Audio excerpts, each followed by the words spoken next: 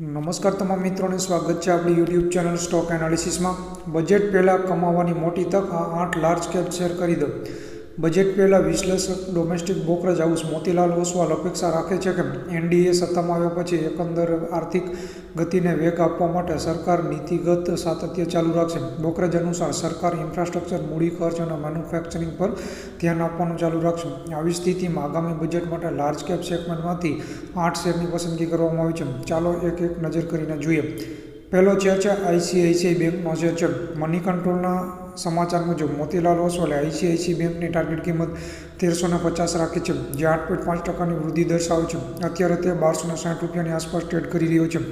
Brokerage ફર્મનો અંદાજ છે કે નજીકના ગાળામાં માર્જિન રેન્જ બાઉન્ડ રહેશે, પરંતુ ઓપરેટિંગ નફો કમાણીની વૃદ્ધિને ટેકો આપવા માટે લીવર તરીકે ઉપયોગી રહેશે। બીજો શેર છે એચસીએલ ટેકનો શેર છે। બ્રોકરેજે એચસીએલ ટેકની ટાર્ગેટ કિંમત 1710 રૂપિયાને ધ્યાનમાં રાખીને ખરીદીની સલાહ આપવામાં આવી છે।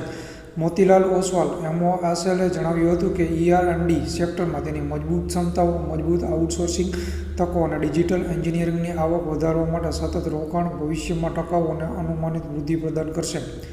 ત્રીજો શેર છે કોલ ઇન્ડિયાનો શેર છે। બ્રોકરેજે કોલ ઇન્ડિયા માટે ₹550નો ટાર્ગેટ ભાવ રાખવામાં આવ્યો છે। આજે તે 512 રૂપિયાની આસપાસ ટ્રેડ કરી રહ્યો છે। મેટલ અને માઇનિંગ સેક્ટરમાં કોલ ઇન્ડિયા મોતીલાલ ઓસવાલની ટોચની પસંદગી છે। મજબૂત વોલ્યુમ આઉટલુક, ઈ-ઓક્શન પ્રીમિયમ અને ઓછી કિંમત સાથે તેનો આઉટલુક સકારાત્મક છે। ચોથો શેર જોઈએ તો એસબીઆઈનો શેર છે। બ્રોકરેજે ₹1015ની ટાર્ગેટ કિંમત રાખી છે, જે 19.5%નો ઉછાળો દર્શાવે છે। આજે તે 880 રૂપિયાની આસપાસ ટ્રેડ કરી રહ્યો છે। બ્રોકરેજે જણાવ્યું હતું કે મજબૂત જવાબદારી પ્રોફાઇલ, ઉત્તમ સીડી રેશિયો અને મજબૂત ટેકનિકલ ક્ષમતાઓ એસબીઆઈ વૃદ્ધિની તકોનો લાભ લેવા માટે સારી સ્થિતિ ધરાવે છે। પાંચમો શેર છે એલ&ટીનો શેર છે।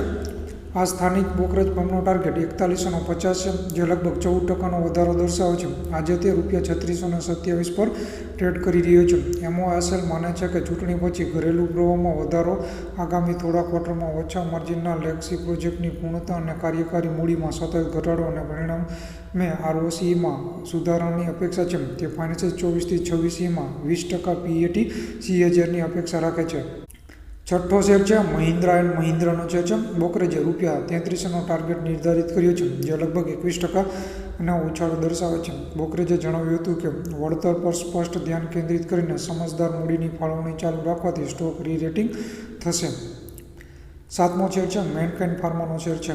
બ્રોકરેજ ફર્મનો ટાર્ગેટ ભાવ ₹2650 રાખવામાં આવ્યો છે, જે 23%થી વધુનો વધારો દર્શાવે છે। તેના મજબૂત બ્રાન્ડ આઉટલુકને, ટકાઉ કમાણી વૃદ્ધિ અને સુધારેલ વળતર ગુણોત્તરને જોતા મોતીલાલ ઓસવાલ ફાઇનાન્સિયલ 24થી લઈને 27 સુધીમાં 16%ના કમાણી સીએજીઆરની અપેક્ષા રાખે છે। છેલ્લો અને આઠમો શેર છે ચોલા ઇન્વેસ્ટમેન્ટનો શેર છે। બ્રોકરેજે 1660નો ટાર્ગેટ ભાવ નક્કી કર્યો છે, જે લગભગ 17%નો ઉછાળો દર્શાવે છે। ચોલા હાલમાં 8 ફિનટેક ભાગીદારો સાથે સહયોગ કરે છે, જેઓ તેમના સંબંધિત પ્લેટફોર્મ પર સારા સ્કેલ ધરાવે છે, એમ એમઓએસએલે જણાવ્યું હતું। તો બજેટને ધ્યાનમાં રાખીને તમે આ 8 શેર પર ખરીદી કરી શકો છો।